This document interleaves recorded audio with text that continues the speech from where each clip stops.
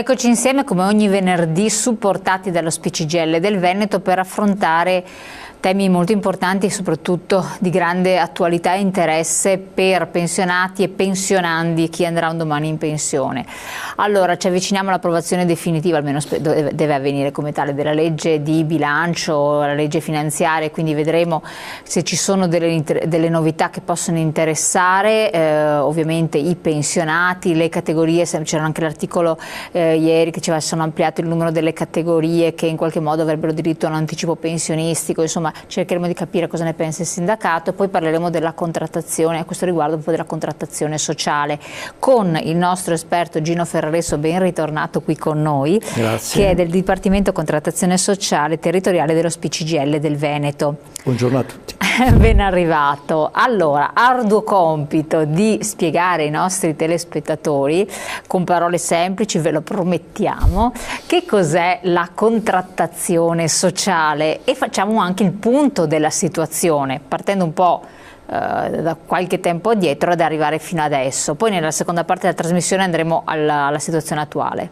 Ok. Allora, questo arduo compito spero insomma di assolverlo bene, nel senso che la contrattazione sociale è una metodologia da parte del sindacato di tentare di dare delle risposte ai cittadini, ai lavoratori e ai pensionati fuori dai luoghi di lavoro. Nei luoghi di lavoro il lavoratore è tutelato dal contratto nazionale di lavoro, è tutelato dagli accordi che si fanno in azienda, alcune aziende fanno anche accordi territoriali. I pensionati hanno una rivalutazione automatica delle pensioni ogni anno. Però tutto questo rischia di essere messo in discussione in termini di potere d'acquisto, sia dei salari e sia delle pensioni. Perché viene messo in discussione? Perché i comuni potrebbero dall'oggi al domani decidere che aumentano l'IMU il doppio o l'addizionale IRPEF il doppio. Adesso dall'anno scorso non è possibile farlo, ma ho fatto questo esempio per dire che ci sono interventi che possono essere fatti dallo Stato nei vari campi che rischiano di erodere i benefici che si hanno con una busta paga nei contratti oppure dalla pensione.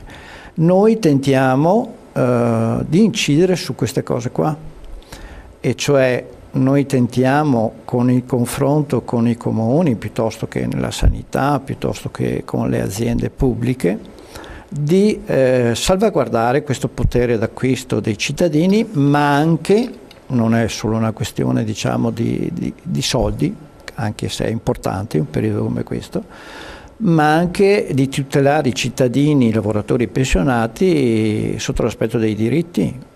Potrei fare qualche esempio sulla sanità, insomma, certo. C'è la sensazione, che non è solo sensazione, che non solo le prestazioni costino di più nella sanità, ma anche che queste prestazioni è sempre più difficile averle. E quindi un tema di diritto, di usufruire determinate prestazioni. Un po' questo è il nostro obiettivo, quindi in tutto il Veneto da tempo noi facciamo questa attività ovviamente la facciamo come sindacato dei pensionati, ma anche come confederazione, e la facciamo insieme anche a CISL e UIL. Quindi a livello unitario sostanzialmente. Quindi a livello unitario. La facciamo in tutto il territorio regionale, diciamo che il campo d'azione è specialmente con i comuni, anzi oggi parleremo prettamente di questi confronti con i comuni, ma ci stiamo attrezzando nei confronti anche con le USL. Potremmo aprire una discussione magari in un'altra puntata, oppure con le case di riposo, altro tema scottante per quanto riguarda gli anziani, ovviamente. Quindi un po' questo è l'ambito sul quale noi ci muoviamo. In tutta Italia questa attività nel 2016 ha prodotto 1 migliaio di documenti in tutta Italia. Però. Nel Veneto nel 2016 noi abbiamo prodotto circa 150 documenti. E cosa servono questi documenti? Questi documenti producono degli impegni da parte delle amministrazioni con cui noi andiamo a contrattare. Quindi impegni che dovrebbero vincolare. Esatto, esatto. Per esempio, una delle cose che facciamo con tutti i comuni, un vincolo che chiediamo quando facciamo questa contrattazione sociale, è che il comune si impegni a confrontarsi con il sindacato confederale dei pensionati in sede di approvazione del bilancio di previsione. Noi proprio in questo periodo in tutti i territori a novembre, ottobre e novembre abbiamo mandato una lettera a tutti i comuni del Veneto. Abbiamo detto: cari comuni, cari sindaci, noi avremmo piacere di incontrarvi per ragionare sulle poste del bilancio, perché entro il 31/12 devono approvare il bilancio di previsione, e verificare insieme se alcune priorità che noi individuiamo come priorità come sindacato siano anche le vostre, e confrontarci ovviamente anche in termini di risorse e di prestazioni che i comuni erogano. E ripeto, in questi giorni siamo occupati da Rovigo a Treviso a Vicenza a confrontarci con i comuni proprio sui bilanci di previsione. Che tipo di risposta danno i comuni, gli enti locali, come vista la loro situazione? I comuni, diciamo che questa attività noi la facciamo in maniera molto, come dire, decisa da 2 o 3 anni a questa parte. I primi anni sono stati anni di rodaggio, si può dire, di difficoltà anche. Possiamo dire adesso invece, da una fase dove eravamo noi che al di là che mandavamo la lettera, dopo dovevamo prendere il telefono e chiamare i sindaci, diciamo che siamo in un periodo dove invece diversi sindaci, anche se non sono ancora la maggioranza dei sindaci veneti, sono loro che dopo la lettera ci mandano una mail o una telefonata con cui noi attiviamo questo confronto. Il rapporto poi si è consolidato con alcuni comuni, per cui con alcuni comuni noi è da tempo che ci troviamo, quindi è un rapporto che si sta consolidando anche nel tempo. Direi che siamo in una fase di costruzione, mettiamola così, però è una costruzione importante.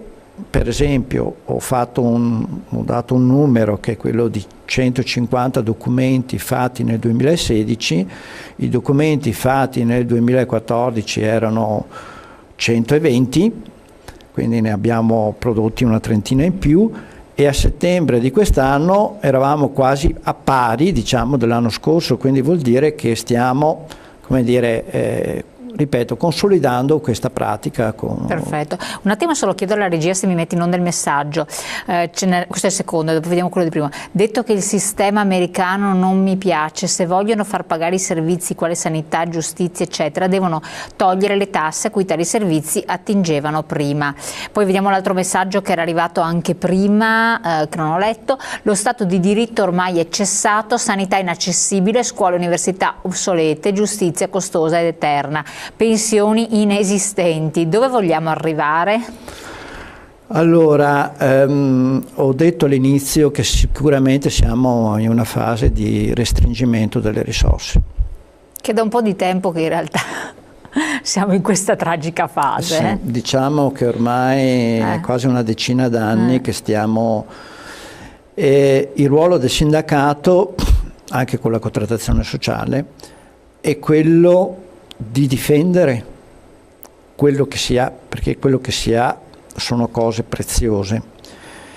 La tendenza è vero che è quella di un restringimento sia di risorse, potremmo parlare di sanità, ma potremmo parlare anche dei comuni che in questi anni fondamentalmente lo Stato si è ritirato dai trasferimenti. I comuni oggi vivono fondamentalmente, il 90% delle entrate dei comuni italiani derivano dalle tasse che applicano nei confronti dei propri cittadini.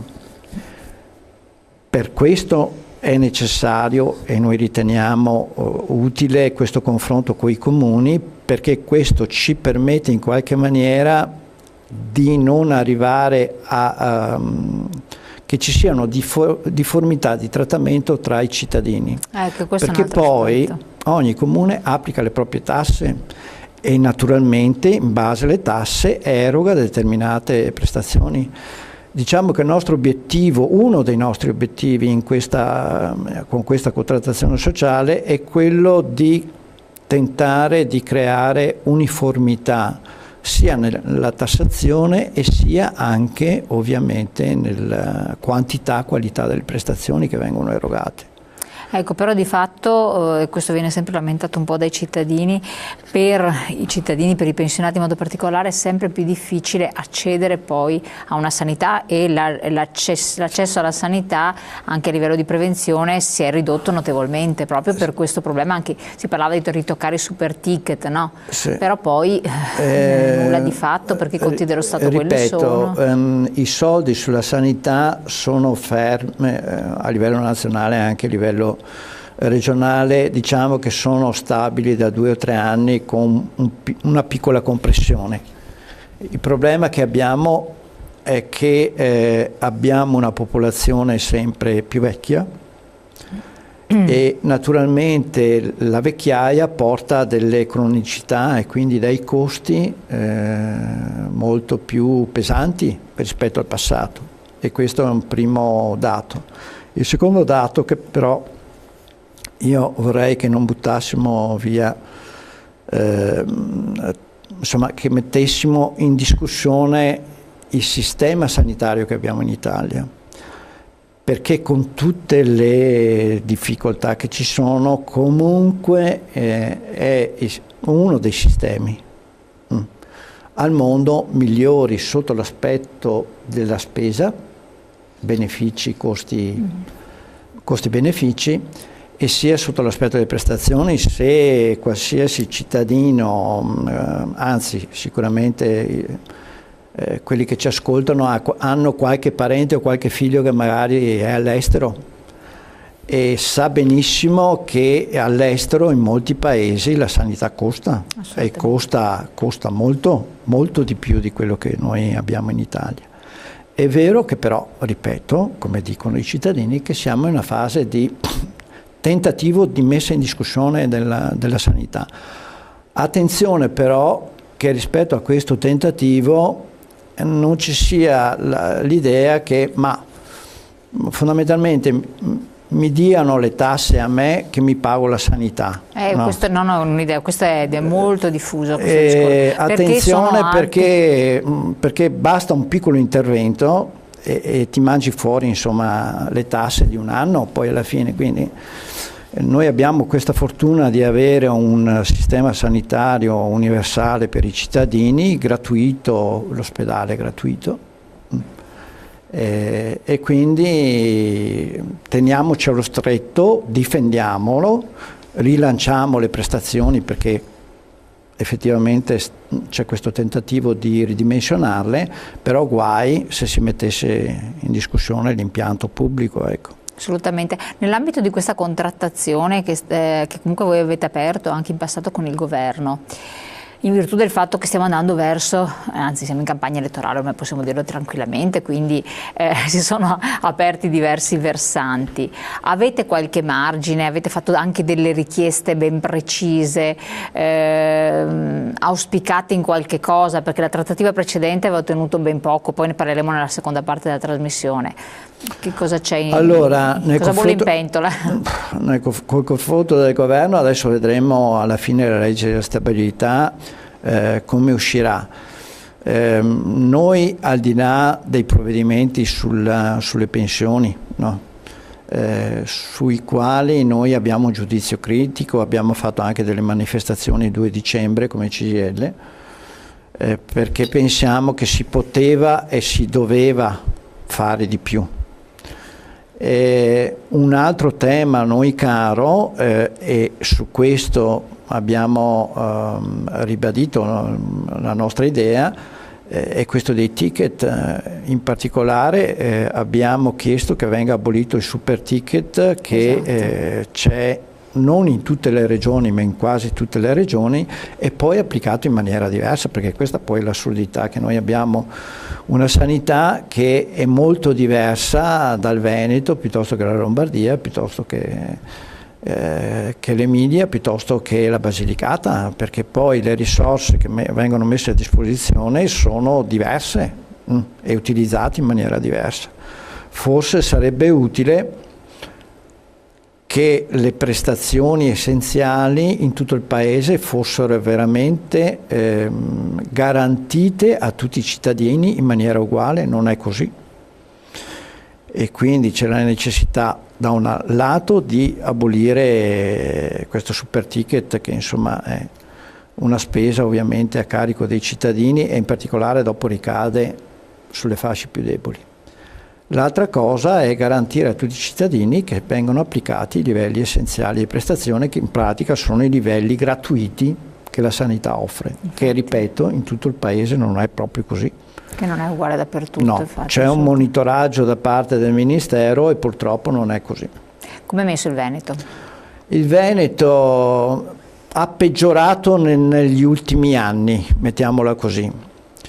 A livello di costi per i cittadini o a livello di prestazioni? Perché al di là del declassamento, che poi sembra sia legato anche a ragioni politiche, questo poi interessa i cittadini così concretamente. Mi costa di più la sanità qui, però è una sanità migliore, oppure è una sanità che non diciamo è più... che l'operazione che è stata fatta nell'accorpamento delle USL, che sembrava avesse l'obiettivo di produrre dei risparmi, o meglio, non sembrava, questo è quello che si diceva. Dovrebbe però ancora, i risultati devono ancora arrivare, sono state appena... Dovrebbero produrre dei risultati, delle economie che, c'era scritto nella legge regionale, dovevano queste risorse, questi risparmi essere reinvestiti nel territorio. Reinvestiti nel territorio cosa vuol dire?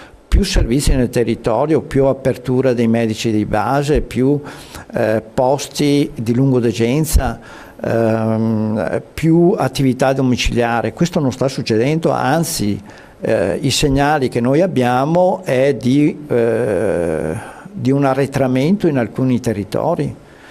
E quindi, ma è una fase di assestamento secondo voi, perché proprio sono state appena accorpate, quindi ancora l'azienda zero sta elaborando determinati piani eccetera? Oppure... Noi pensiamo che quello che si sta facendo sulla sanità è un'attenzione molto alta per quanto riguarda la sanità, che riguarda l'ospedale.